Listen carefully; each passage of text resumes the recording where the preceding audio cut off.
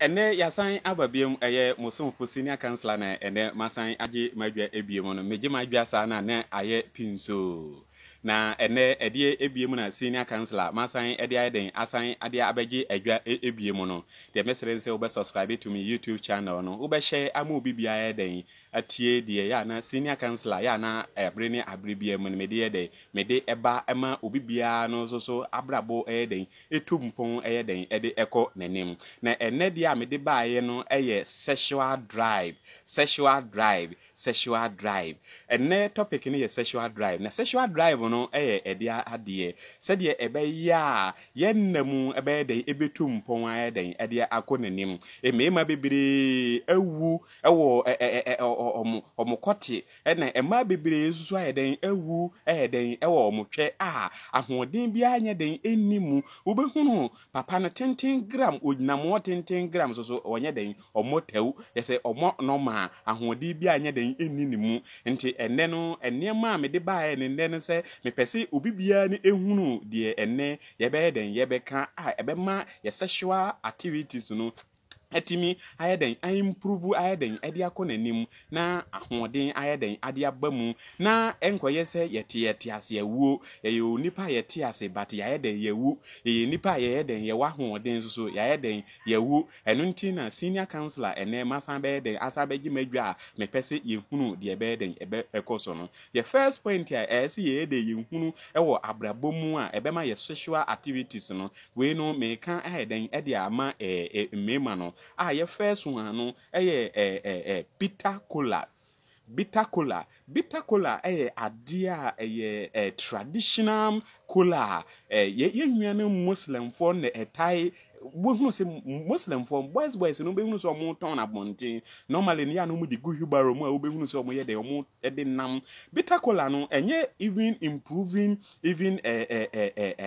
sexual drive keke but wo other properties here etimi den eboye ho ban da foforo no ye be den ye ba be ka eno ho asem den ewo ho de etoso emienu no den garlic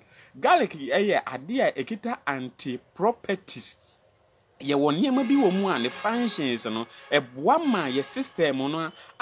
ma ya tenkan den ye libidoral level no etimi ye den etimi kosoro enti bitter cola na chi no ye benya garlic ya de a eno so timi boa pa ma ye sexual activity no so ne ye den etimi den ekọ esoro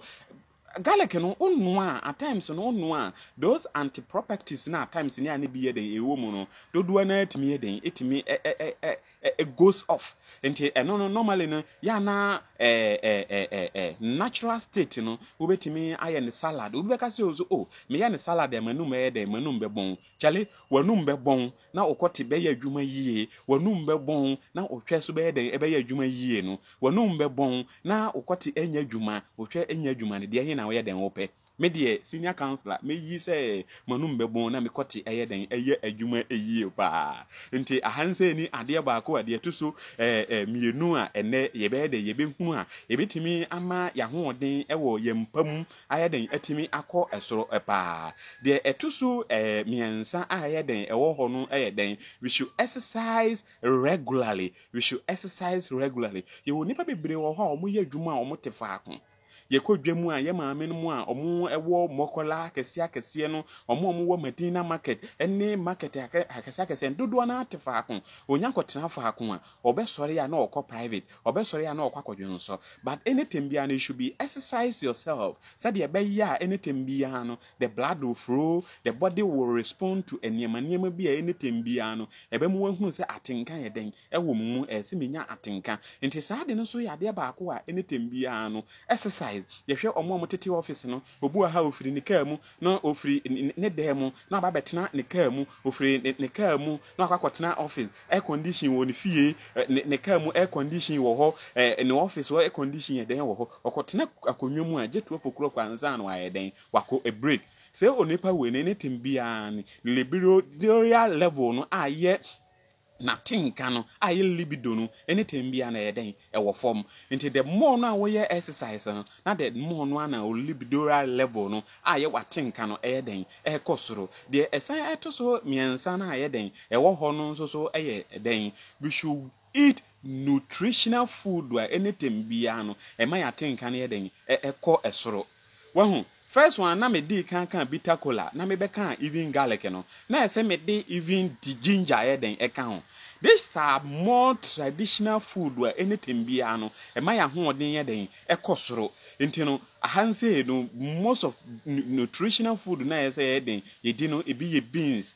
most of green foods green food ne bi ye kontomire anything green bia no ye tai e de ka duane ho but we should be in natural state enye de ya noa kontomire ne ye de sisua ne ya noa wa ho ye science for ne me ate ase say even ye noa ne hunsuo na ye stock no den ahode kura wo mu kura chen ni wura no nti we no se etwitwa na ene tembia ne edwane bia ebidi bia no na ye ebi ye den ebi wo mu osora na opakora na obetimi ahod ye even in a warm water na ginger kakra ye den ewo mu na wa ye den no anom uyo bia watenkan ye den eso ate a watenkan so betimi ye den ebetimi akosoro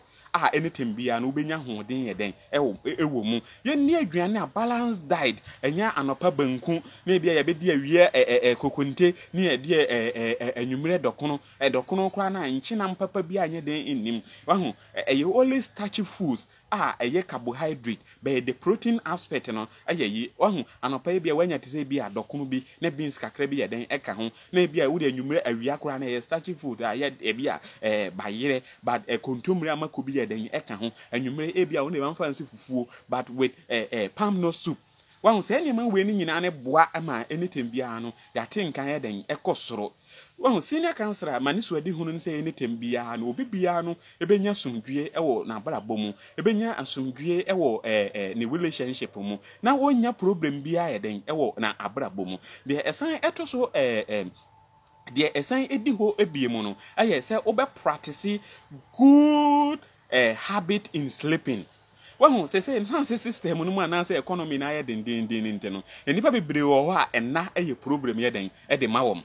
omuntimi nye de omuntimi na wahu adwen no ene akoma no ene tembia no na responde e ma yate nkantimi ye den etimi kosoro say niam mienu na ye wa adwen ene wakoma na ye den e bra wankasa mu ye de ensaka nufu a wontehwe ye de ensaka akote a wontehwe ye de ensaka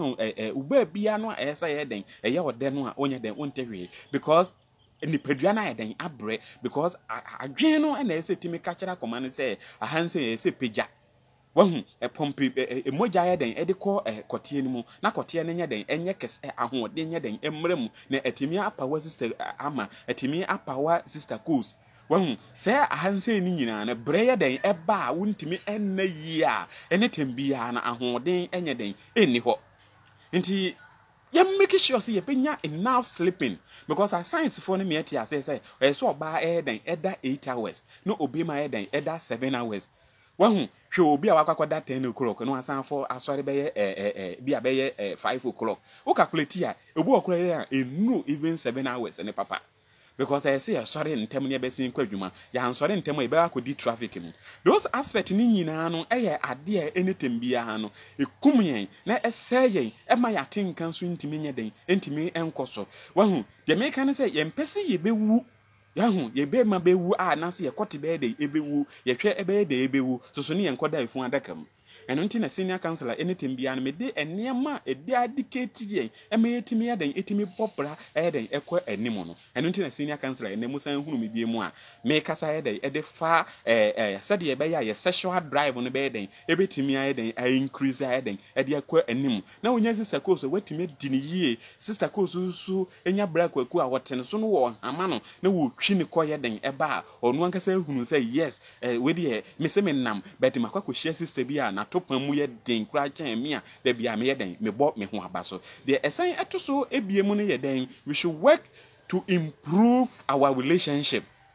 oni obi ye den ete ho oni pan san so wo mpanintin anything bia no wonya da sexual desire nya den emfa anya den emma oni pa kono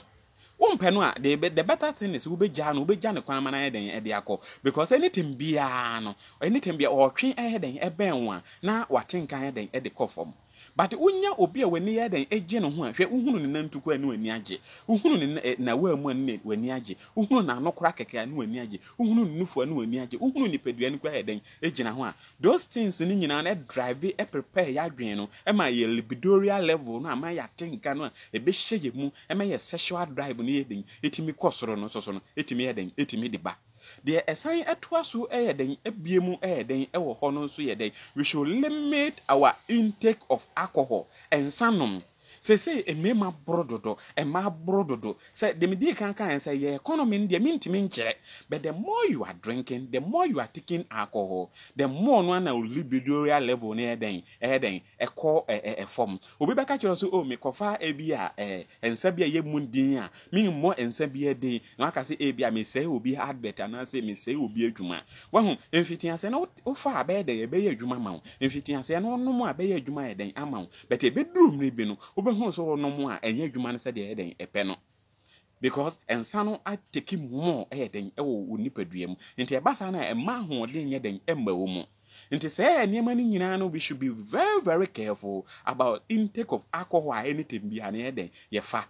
nti yente so say once in a week bia na say once in a month bia wa no mo nsa wonye den ungu nti ne yehunu se eniema no so ye den ewo eho epa the assign etusu ebiem ye say we should reduce our stress no wahu anything bia na adwendwen odwen a adwen no en wahu enipadua ne adwen na ye den ede etirimu no en na ese timi kasakya koma no ese ukoti page ase de medi kan ye no adwen no anything bia na adwen sika ho edwin yedie ho edwin enkoso ho nti ene tembia na wo dwin no na dwin na hyehyeshi adwin na hyehyeshi a ntimi nkasa nkire akoma ni yie wahu nti ahanse nso yenhye ne nso na yenhunu se ene tembia no yebema yakoma ene stress bebre no na dwindwin ene tembia na wo yemu na adwin odwin ya afiri mere santia besi nen still wunya sika nti ahanse ne we should be very very careful about say ahanse no eniema we enyina say yes eniema we enyina bi mu na antimi ankonko wie yie dia de medi twato ne say we should consult our doctor de meka kire on say miemfa wo kwoti entufu adaka mu nkosie nansa miemfa wo hwe emfantu efu adaka mu nkonkosie nansa wahu awa bra nipadua ni nam ho a yehunu bra kwaku TikTok bet na akwoti ewu bra kwaku TikTok but na ahoɔden nya den entimi enko nanim we should be very careful about so eniema we nyina no nti yenya very careful na yenhunu kwan a ebefa so ebeden yebehunu se eniema we nyina no ene mo somfo senior counselor ene de me se me nkasa anya den enche da foforo no yebesan ede eba odi a emfaso ben ena ye ma ema eno no me de ema de nbedi kan eden aba na masan de emema de odie so na mfaso ben na ye den ewo mu ema emema eno nso no da foforo no me de ma ne de ne ba te se ebi a na hotwe mu no ne de esan di hobie mu no na me de emema so de no so ayeden aba na se enya sa akwa na mekani mienu nyina ayeden e de bom mfaso a odie ewo emema ene ema ho no metima kan bom ayede ba ko e de aba enne said me na de me de ba ye Mosomfo senior counselor de me kire ne say share my video on YouTube, Instagram, Facebook but bia no a wo be share a obi bia be hunu senior counselor adwuma me ye den me ye no ma ne ye den ma ne ekonanim no share e wo WhatsApp no obi bia hunu na ensase ye kwoti wu ye twe ewu ansa ne nipadua ye den ewu senior counselor ahanse ne me de be den me de be si me do obi bia ase e wo ahoɔden ene support amode ye den mode support me no ene me de besi hensen senior counselor me do obi bia ase se wo ye den wo hwe mi nyame aso me dua nya den enka obi bia me de besi hensen ene bye bye.